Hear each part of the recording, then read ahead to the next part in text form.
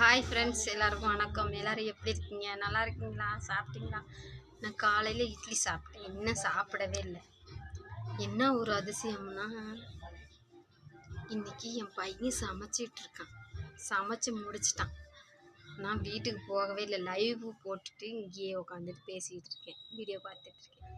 இப்போ சமைச்சிட்டான் நான் அப்படின்னு கூப்பிட்றான்.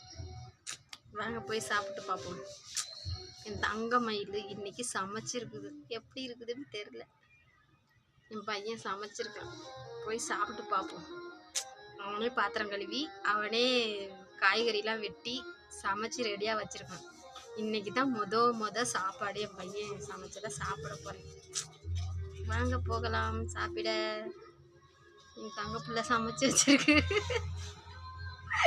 வாங்க, என் சன்னு சமைச்சு வச்சிருக்கேன். பாய்.